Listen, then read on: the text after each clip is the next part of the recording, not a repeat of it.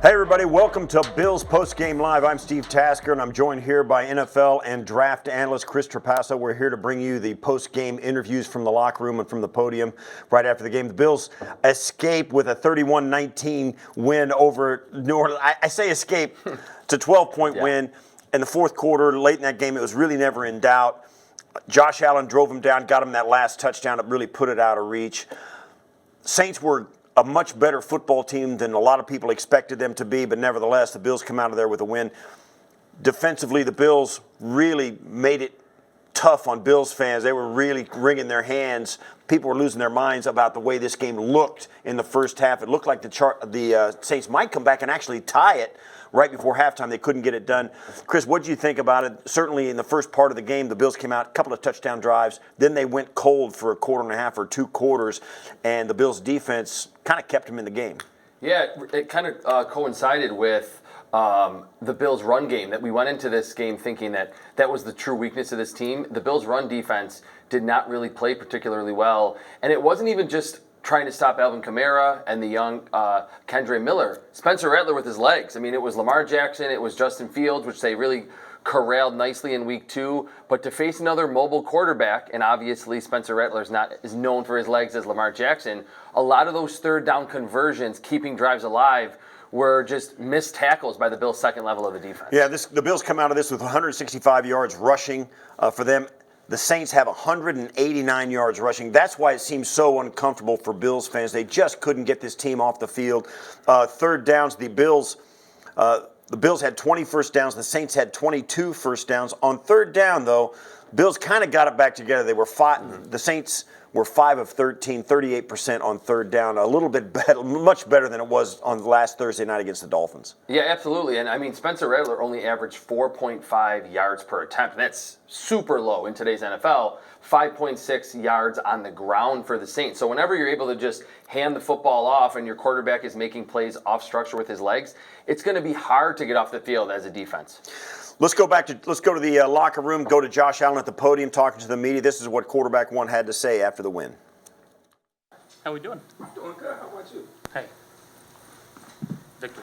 Victory, right? That's right. Hey Josh, was that a case of kind of like just surviving advance like the NCAA tournament, just kind of get past him, do your job, and move on? I mean, I feel like it's every game.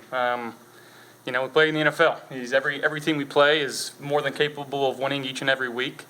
They came out. They had a really good game plan, offense and defensively. They're a team that's establishing a culture with their head coach. It seems like they're doing things the right way over there.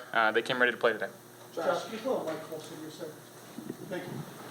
Josh, first half y'all come out on first quarter you come out on fire. Not a problem. Second quarter, you got behind the sticks there a little bit, losing rhythm. What attribute to losing that rhythm in the second quarter? Just got to stay in front of the sticks. We weren't doing ourselves any favors. A couple boneheaded penalties, boneheaded mistakes, throwing a pick doesn't help. Defense had our back though. They played great all night tonight or all day today, and again, just gotta keep finding ways to keep moving the ball, staying in front of the chains, first downs, and again, not turning the ball over. What did you recognize what the Saints defense was trying to do to you guys? Early on, they were playing a lot of man, and we had a little bit of success on some crossing patterns, and then they really started to drop back and play some of their zone, 2-eye coverage, and really force some things underneath. And I thought their defensive line is one of the better units in the league. They got some studs over there, Carl Granderson, Wyman Cowboy, he got me tonight, I think. So, it's a really good defensive front, and we gotta be better on offense, and it starts with me. What happened on that fourth down play, the little shovel to Shakir? It looked like they knew it was coming, but can you explain how that maybe broke down? Yeah, I mean, I toss it to Khalil there, and I run the other way. It seems like they just made a really good play. I couldn't tell you because I really wasn't watching. So. Is that a play though, where maybe you'd like to just kind of pound it up there with either James or maybe a play fake? That type of thing, or hindsight's 20/20. We've ran that play before, had some success with it. So, I won't dispute anything Joe calls because it typically works. Back games where you found Dalton on kind of that wheel down the sideline. What does Dalton do from a route running standpoint that makes that play work so well?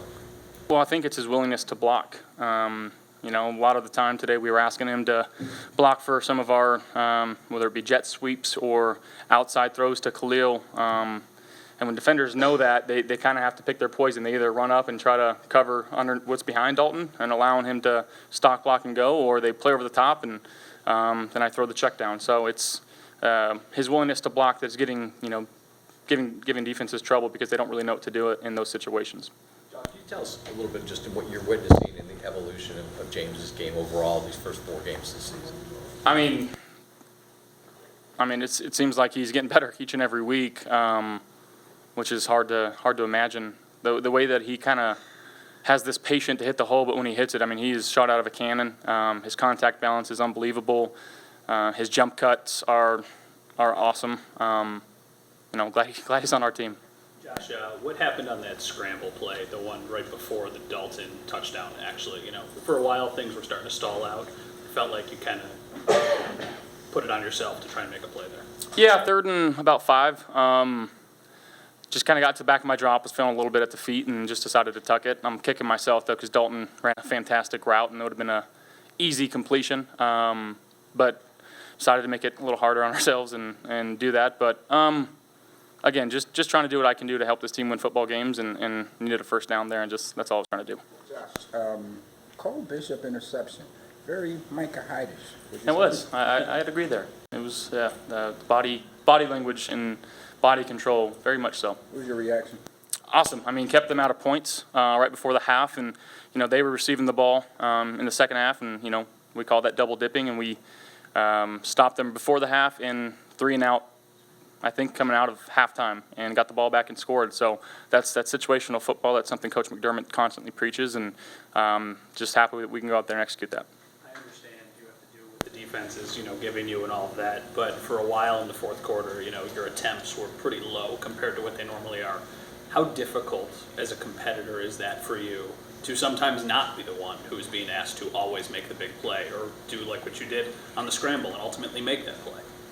Whenever my number's called, you know, whatever that may be, I'm just trying to make sure that I'm there to make the play. And, you know, flows and ebbs and flows of the game, you know, it switches every week. You never know what situation you're going to find yourself in. Obviously, today was a little bit different situation. But, again, just doing what I'm asked to do, you know, whenever the plays needed to be made, just go out there and try to make them.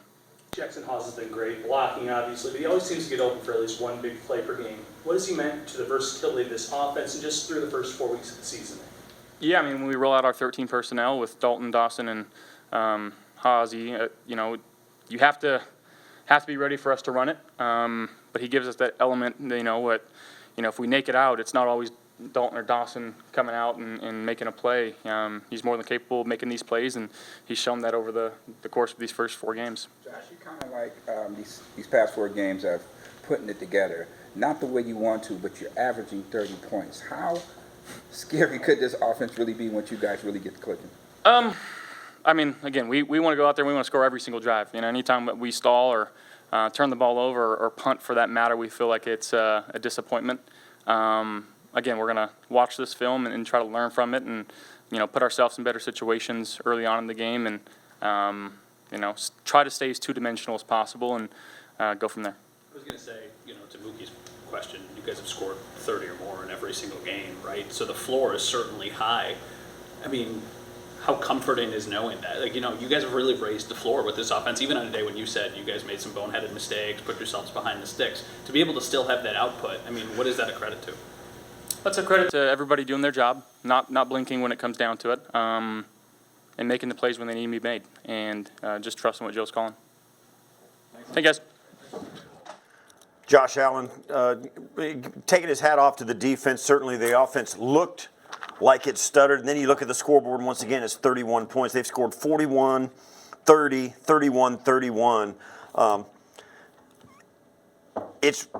Bills fans are a little bit spoiled by their ability to just score points. They just keep stacking touchdowns on. The late touchdown to Dawson Knox or to Kincaid put this one out of reach. But it does say something about where the expectations are for this crew. Their defense came out, sacked Spencer Rattler late. Didn't put too much pressure on him all day, but when they knew he was going to pass, they did have the horses to get home in the end. It's felt like for as maybe substandard as this Bills defense has been for maybe 3 out of the 4 games, they've been that situational team where they get the interception against the Dolphins, they make the sack when they need to, they get the fumble against the Ravens, they get off the field the last 3 times against the Ravens to help spark that comeback. And then today was kind of more of the same, that as the Saints were driving down the field, the Bills were able to get off the field to give Josh Allen that ability. James Cook, too, who we haven't talked about yet, had a sensational day. Get the ball back into their hands to make those plays to ultimately seal this win. Yeah, Deion Walker made a couple of big tackles early on in this game. And, of course, second-year guy, safety, Cole Bishop. The interception he had on the Philly special was absolutely sensational. It really shut the door on their ability to tie this game going into halftime. Can't say enough about Cole Bishop. In fact, we got him in the locker rooms, Cole Bishop, after the game in the locker rooms, talking about the interception he had on the Philly special. Here's Spencer Rattler, you're watching. It's awesome. I mean, I'm just trying to go out there and do my job, help the team as much as I can.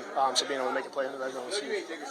Well, when you caught it, did you realize where you were? You got up and ran. You obviously it was the penalty, but you had a decision to make there too. Yeah, that was something last year that I probably wouldn't have done, but in practice and stuff, I actually had a interception practice this week where I hit the ground and did run, so that probably helped out a little bit. So just trying to learn and be able to make that.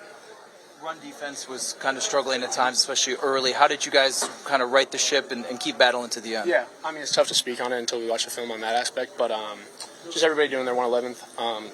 Gap integrity was, we talked about it at halftime, just everybody saying your gap, show up in the run game, so we were able to start to limit it. I don't know if you would have any sense. There was a Michael Hyde play a few years ago in the playoffs that he made, running a distance and then going up and making a play. Had you ever seen that play? Who was it against? It was against the Patriots in the playoffs. Yeah, in the end zone? Yeah. So have you I've seen that kind of play? Yep. And what he'd done for the team? For sure. To jumpstart your time here, to make a play like that, in a game that at that moment was so much in doubt, what does that mean for this entire team and for you? Like I said, I was just super excited. I'm trying to do my 111th, and if the ball comes my way, try to go up and make a play. Cool. How much of that interception confirming that what you've been doing the first part of this year is the right thing and going in the right direction? I was happy about it. I've worked really hard this offseason to put myself in a good position. So being able to have a little bit of success in that situation was awesome. That's Cole Bishop after his interception, and really played an exceptional game, I thought, for maybe the best one of his career, the one where he jumped down a lot. This defense, it gets maligned a lot. Opening weekend, they coughed up 40 points to the Baltimore Ravens, but they haven't given up very many points since. Only 10 to the Jets, 21 to the Dolphins, and 19 to the New Orleans Saints. That 20-point threshold is really kind of a key threshold for most defenses. If you can hold a team in this league, in this day and age, to 20 points or under, you feel like you're winning. And I feel like in the modern day NFL, if you're starting a bunch of rookies and second-year players, you could even throw Cole Bishop into that rookie bucket because he barely played. You're not going to be the 2000 Ravens. You're not going to be an amazing defense right away, especially in September, regardless of the competition that you're facing. There's quality players on every team in the NFL. So to get the splash plays from Deion Walker, to get that ridiculous interception from Cole Bishop, who's still a very young player that's learning, that's what you want to see early on. You're not going to necessarily get dominant play when you're playing so many young players, and you're missing a lot of players as well. No Ed Oliver, no Matt Milano, no Maxwell Harrison, we haven't seen him yet, no Michael Hoyt. So I think it's important that in these key moments, whether it is Terrell Bernard or a young player like a Cole Bishop or a Deion Walker, TJ Sanders, I thought rushed the passer very well today, that's important to build confidence and to just let these players know that later in the season, you're going to be not only relied upon, but you can actually make those big plays when it matters most. As we mentioned a minute ago, the Bills rushed for 165 yards. Sounds like a great day, except that the Saints ran for 189 yards. They averaged 5.6 yards per carry on 34 carries. The Bills averaged 5.2 on 32 carries. And you look at the integral part of that, James Cook, obviously 22 carries for 117 yards, and Josh Allen, 7 carries for 45 yards. Josh had the long one of 27 yards. The way they have leaned on James Cook this year has been, I think, the most surprising part about the whole thing. Yes, he signed a contract extension, but this has always been a team that has done it by committee. Not so today. James Cook, 22 carries. Josh had 7. Davis Elijah Moore, Ty Johnson all had 1 carry apiece. It was the James Cook show, and he showed up big.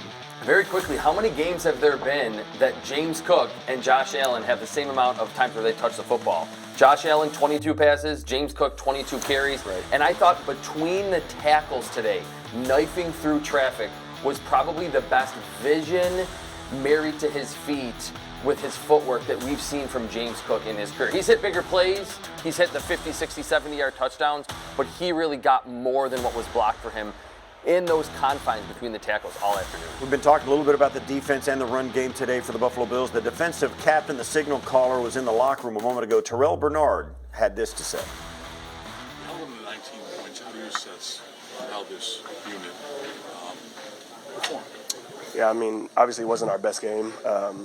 Some things to clean up in the run game. Quarterback got out on us a couple times, but it's things that are correctable. Staying in your gap, tackling the ball when it shows up in your gap. I think those are the main things that we'll take away from this game. But like you said, man, we gave up 19 points. It's a hungry offense. They got playmakers, and like I said, we didn't play our best game, but we did enough to win. When you see Josh Allen put his head down on 3rd and 5 at midfield and break 2 tackles and carry 3 defenders, what was the sense on the sideline when you saw that? Yeah, he's willing us to win. That's Josh. It's funny because you kind of become accustomed to that. Watching it every week, but we know how lucky we are to have him, how valuable he is. I think Coach hit it at the end of the game, just his will to win and his drive to win. So it's infectious for the whole team. Cole's been through a lot to this point. To make that play, what did you see from your vantage point, and what did you think of the play he made? Yeah, it's a huge play. That's what the first thing I told him was he saved points. They had a field goal that was coming up, possibly a touchdown there. And a play that really changed the game. That's what I told him. He's fought his way to get to this point, to get his feet settled in a little bit and get comfortable. And we know he's going to continue to get better and do what he needs to do to provide value to the team. But just super happy for him. He's a guy that worked his ass off the last couple years, and I'm glad he was able to make a play. Terrell, it seemed like missed tackles today were an issue for the defense. Did you feel that as well? Yeah, I think so. Especially in the run game. That's something we'll go back and look at. I gotta watch the tape to really assess, give you a fair assessment. But from my perspective, it's missed tackles. It's guys staying in their gaps, doing their jobs, and like I said, that's correctable. So we'll get back to work and get those things cleaned up. You were really effective in the blitz, or at least the 2 that I can think of, where you got to them and threw it away and then pressured them another time. Is that something you guys saw coming into this, or did you take advantage of something you saw at the line? Yeah, I mean it's something that we talked about throughout the week was getting pressure in his face and making him make a decision early. I feel like we did a good job of that. Not necessarily as much in the first half, but going into the second half, we made some adjustments, and the guys up front were winning a lot, and he didn't have time to sit back there and diagnose the defense and really spit the ball out. So I think that was an adjustment that we made and executed on in the second half. What was your reaction when they called that a catch for Cooks and just waiting for that ruling through those? The third down play. There was going to be a 17-yard touchdown. I didn't really see it live. I turned around and watched it on the video. It looked like the ball hit the ground, so I was kind of expecting that. Thankfully, that's what they called.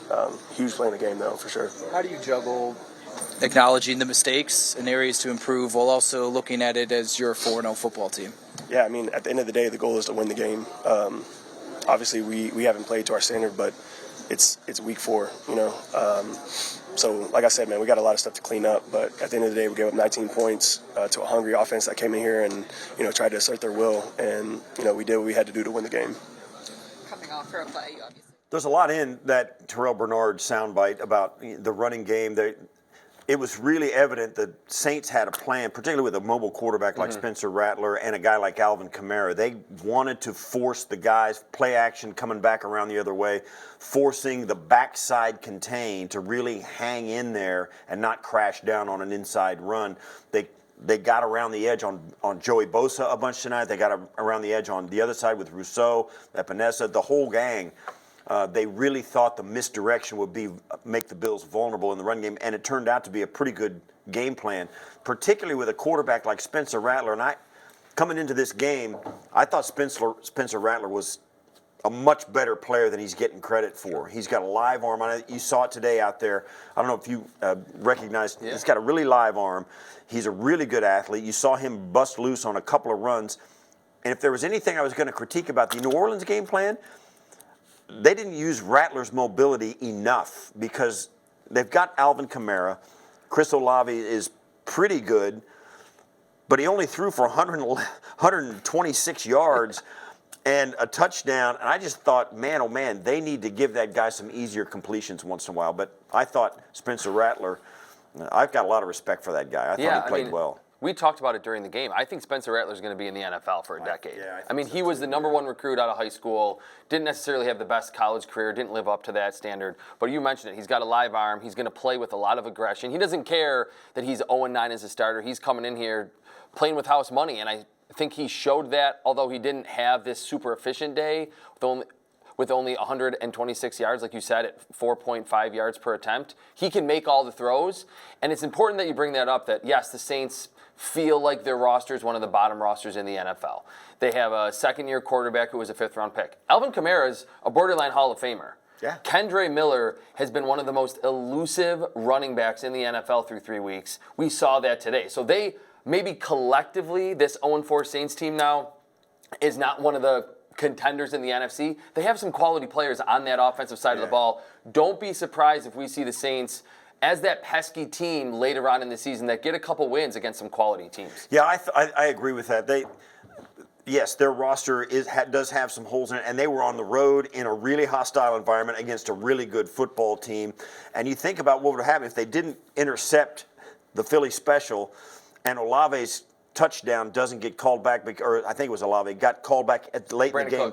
Brandon Cooks' touchdown doesn't get called back. They're right there with a Buffalo Bills team that is really tough to beat in this building. They had their moments, but their margin of error is so narrow right now, particularly against a team like Buffalo who's playing as well as they are. They just couldn't pull it off today. And we can't forget, too, Kellen Moore, their first-year head coach. He was the offensive coordinator on the Super Bowl winning Philadelphia Eagles. He designed, I mean, maybe you can say the Philly special was maybe getting too cute, but a lot of the misdirection, a lot of the play action, he knows that this Sean McDermott defense is one of the most attacking defenses in the NFL, and they've had problems against misdirection. So that was part of the game plan. Maybe he wants that Philly special back, but this is a very bright young play caller that I think is going to maximize the talent that he has on this team. The defense, I think the Saints did play well, but again, don't be surprised. Olave, Kamara, Kendre Miller, and even Spencer Rattler, they're going to give some teams some trouble throughout the season.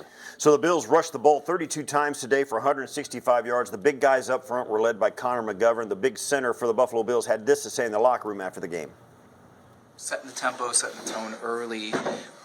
Could you sense the momentum, at least out the gate, of you guys just kind of imposing your will? Yeah, I think, the first drive, we took it almost 5 minutes or something off the clock. We went right down the field, just chunk after chunk after chunk. It's a lot of fun, and then we came out the second half to the same thing. I think we just got to clean up a little bit of the lulls we have, where communication breaks down, or just little stuff we just got to get back quicker on the sideline, just get on top of that and nip that in the butt. We know what Josh can do, but when James is rolling like he has been now 3 weeks in a row, how does that really, I guess, drive the offense? Yeah, that's great because it takes, because defense got to focus on James Cook also. We're going to fully go on Josh.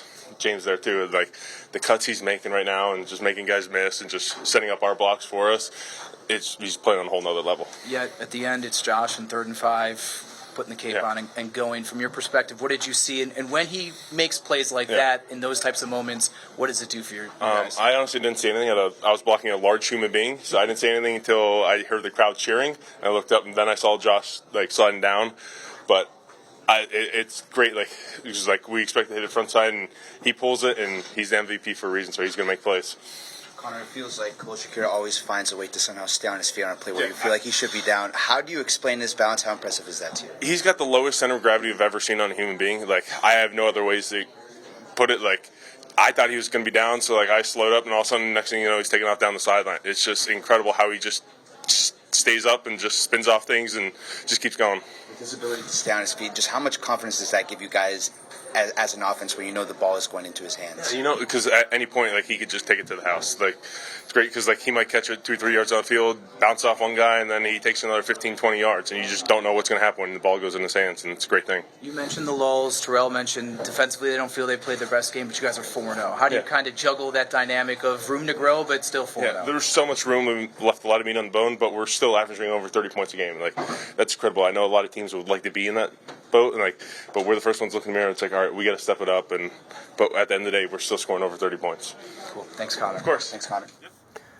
That was Connor McGovern, who bulldozed the way for James Cook as he ran for 22 carries for 117 yards, 5.3 per carry, had the touchdown and a long of 15. So it wasn't like he was snapping off long runs today. You saw him use, for a 190-pound running back, by NFL standards, that's not a big guy.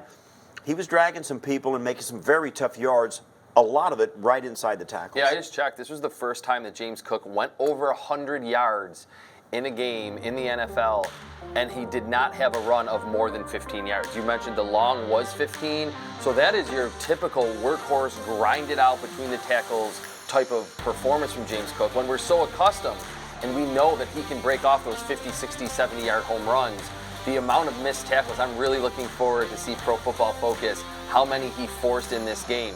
Not to say that I think the Bills' offensive line didn't block well, but he was getting what should have been 4- and 5-yard gains and turning them into 10- and 12-yard gains. I think even without Spencer Brown, they maybe missed him in pass protection, but even without Spencer Brown on the field, I think the Bills blocked very well. The pulling guard, Jackson Hawes, and James Cook certainly had, I think, one of his best days as a professional. Well, James Cook did have a good day. And for those of you who follow the club, you know that when you talk to James Cook, you don't get too much. But we got some sound from James Cook from the locker room. Let's listen to running back one for the Buffalo Bills after the game. How would you assess the offense through 4 games, knowing that you guys have gone for over 30 points in all of them, but it seems like there's still more? Yeah, just like you said, just got great players on his offense. You know, we still can improve and, you know, work on a lot more things. But it's still early in the season, and those things could be fixed. 3 straight games with over 100 yards rushing for you. Can you sense that your game is at a different level? Yeah, I might say that, but me, I just keep going. You know, just keep preparing the right way, and you know, keep my body healthy, and just keep going from there. James, you broke the franchise record for most consecutive games with a rushing touchdown. I know you're not about the personal accolades, but what does it mean to you to break that franchise record? I mean, it's good. You know, just some of the guys that had the record, you know, like Thurman, you know, those type of guys. You know, it says a special thing, and you know, just to have your name in that record book, especially. That final scoring drive where you guys got the field, Josh runs up the field, breaks a couple of tackles. What's your reaction when you see him doing that? It's normal. I mean, that's what he does, and you know, he just gonna keep continuing to do it. Connor McGovern talked about your ability to read blocks this year. He said he hasn't seen that in your game consistently like it is right now. Did that just is that something that just kind of switched for you this year, or is it, you know, something that you kind of slowly been catching on? You know, I just been locked in. You know, I'm just trying to find the right reads to make a 5-yard run go to an 80-yard run, and you know, that's just been my mentality, and you know, it's gonna stay like that. James, is there an added edge because of what happened over the summer and maybe some of the things that were said from fans or anybody in the media about, does this guy really deserve it? I mean, there was that discussion, and then obviously there were some people out there that said, yes, he deserves every penny, but I'm guessing that the people who said you didn't deserve it stick with you a little bit more. I mean, it don't matter, you know. I don't even know what to say because, you know, the game shows, and, you know, I'm going to just keep improving. Well, that's the point. I mean, are you playing with is there something even extra in the back of your head, prepping during the week, going out on Sunday? It's my job, man. You know, that's what I get paid to do, so, you know, I'm going to do it to my best ability. Does it feel better? Always. With performances like this, do you think that, you know, your role will increase as far as the touches that you're getting? Start running back. Why would, you know, that's start running back, so I don't even know how to answer that, but I'm a star running back, so, you know, it's going to happen. your carry workload is up in the past few games here. That hasn't necessarily always been your role, even dating back to Georgia. How are you handling the extra carries and more of the onus? Just keep my body healthy.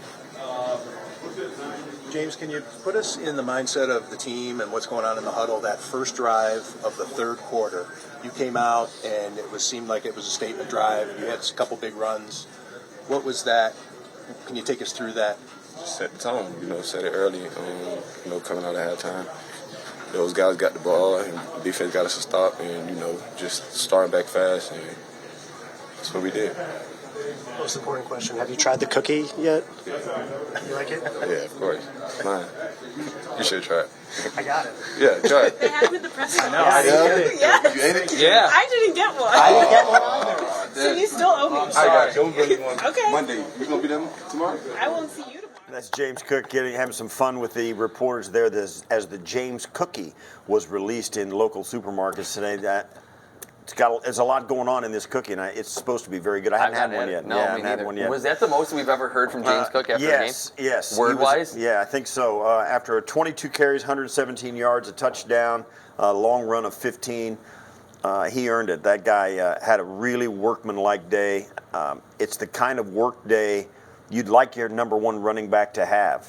They needed him in some spots, and he churned out some really tough yards. I think this might have been his toughest running game that I can remember off the top of my head, because he didn't, as you said, he didn't have one snap off one of those 25 or 35 or 41-yard touchdown runs that he's so good at. New Orleans did a nice job of keeping him hemmed in, and he made the most of what they gave him. Yeah, I'll put my NFL draft analyst hat on for a second. The progress and the development that James Cook has made from being what Brandon Beane even called as like a situational scat back, receiving back at Georgia, not between the tackles very frequently, used on the perimeter. What we saw today and what we've seen through these first 4 games, light years ahead of where he was I would say even last year when he really broke out. He's had back-to-back 1,100-yard seasons. So he said it himself, he's the star running back, and you give your star running back 20-plus carries in a grinded-out game like this. Also, we have to mention, Bills, only team in NFL history to start the first 4 games in back-to-back seasons with 30-plus points.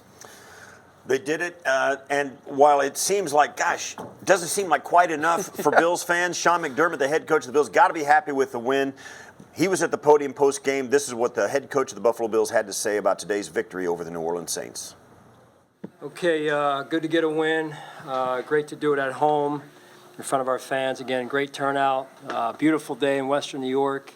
Couldn't ask for anything more. Glory to God for the weather, for the win, and all his blessings. And I thought the team really came together in the second half. We weren't really playing complimentary brand of football in the first half, and came out in the second half with a little more energy and attitude. And I thought that showed on the first drive for defense, first drive for offense. Still a lot to work on. It was good to see James, break the record that he did, the franchise record, and I'm happy for him. There's a lot of hard work that's gone into that, not just from him, but for all those around him and O-line and all those involved, Coach Cromer, all the offensive coaches, to the work that they put in there. Coach Brady as well, and Coach Gund. And then Cole Bishop getting his first NFL interception. Great to see. He's worked hard, and he continues to grow every week. And I think that's it. So time is yours. Coach, just care to talk about Cole Bishop in that play. How important and how impactful was that play? Kind of like Micah Hyde just a little bit. I kind of thought he was still out there, but just care to talk about his play. Well, it was a huge play in the game if you kind of really think about it big picture, due to the, they're getting the ball after half. They're down there inside of, whatever it was, 2-3 minutes to play, maybe less. And, they score before half potentially. They come out with the ball after half, and now you're talking about a potentially 14-point situation there. So big time play, and it was, they ran a gadget there, and Cole did a great job sniffing it out. What's your reaction to the penalties, just the number of them that you guys took? Yeah, we own them, and we got to get them fixed. So, I'll take a hard look at them and make sure that, we're teaching the right things and we're executing the right things technique-wise. You can't beat yourself. Sean, operationally with the timeouts, obviously you want all of them late. What went into those two moments when you had to kind of? Yeah. So starting on, we burned I think another timeout. I believe it was in the first half. With the play clock running down, can't do that. You need timeouts. They're, like I've said before, they're gold at the end of the half, end of the game, and we got lucky. Quite honestly, we didn't have to use them because we didn't have any left. At the end of the game there, it was substitution based. They did some no huddle. One in particular, the ball ended up on their sideline, which when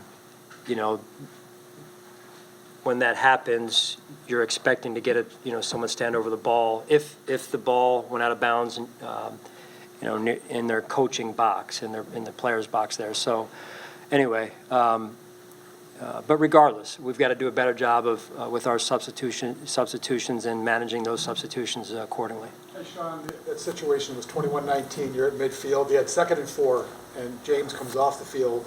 And you go run to Ray, run to Ty, and then a little flip. I mean, in that situation, thinking back, would you rather have James Cook on the field for one of those? Well, we got to go back and look at it. Obviously, it wasn't good enough, so we'll go back and evaluate that.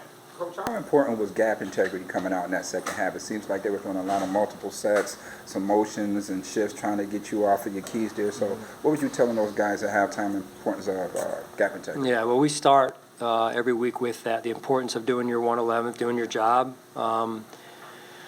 I thought overall, they came out trying to run the football on us and keep the game, let's call it close, and they did a good job of that. And I thought we did a better job in the second half in some situations, but everything starts with gap integrity in the run game and doing your job, and then tackling. I thought at times we could have tackled better than we did. So we go back and look at that as well and evaluate and try and grow from it. I think that's the important piece. Third downs were way better this go around, so that's a step in the right direction. And then closing the game out defensively was good to see us be able to get there with our front four, and the rush and coverage work together there. So there's a lot of there's enough signs of growth, but there's on the other side of that there's plenty of signs that we've got a lot more work to do. But I'm happy. I'll celebrate the win. That's for sure. Sorry about that. You saw Dorian Strong come in a few series for Tre'Davious White. What went through that decision? Yeah, just looking at a young player and giving him some experience and some valuable reps, and it wasn't anything Trey didn't do. That was the plan going into the game. And Sean, the decision to not have Codrington active, what went into that, and who you used on the returns, what went into that? Similar, just looking at different players, seeing how the roster, the game day roster looks with different players up, different players down. With the goal of making sure we have our best guys out there, as we head down the road here. Walker and Phillips, that tandem. How impressive were you to see those two guys out there at the same time? Yeah, two big guys. It was good to have Jordan up for this game, and he brings some things. He brings an edge to our defense. He loves to play, plays with an edge. Sean, your 90th win. How does it, when especially a tough game like today, how does that feel to hit that? Continuing to move up the win totals and the overall. Yeah, what a blessing. I mean, what a blessing. Got a great staff around me through the years. Really great players around me, and you can't do this job by yourself. And extremely grateful. Grateful to God. Grateful for all those who have helped me over the years. And like I said, it's a true team effort. So.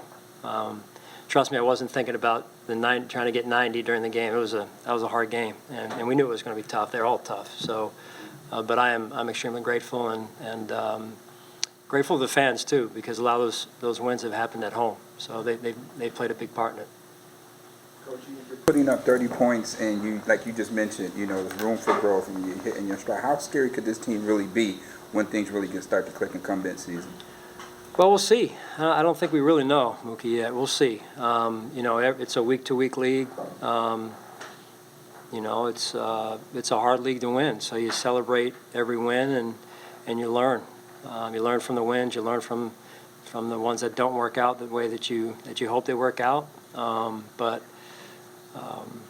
Right, Vic? You've been in this league a long time, a lot of you guys, right? And it's not easy. Right, it's not easy, so it's good to get a 1 o'clock home win and a beautiful Sunday afternoon, and I'm going to go home and watch somebody else sweat it out a little bit here. So.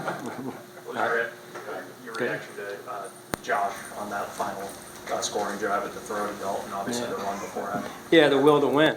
At halftime, I could tell he just had that look in his eye. And he's just got an incredible will to win and spirit about him. And I love it. I absolutely love it. And when he made that scramble run, I think, on one of those drives, and he just, when he raises his level of play, it's like, okay, boys, they raised their level of play. And they knew what time it was. And again, I should have credited when I started. The second half running game was legit. It really was. Coach Cromer, Coach Gunn, Joe calling those, dialing them up, and the O-line, all involved in the running game.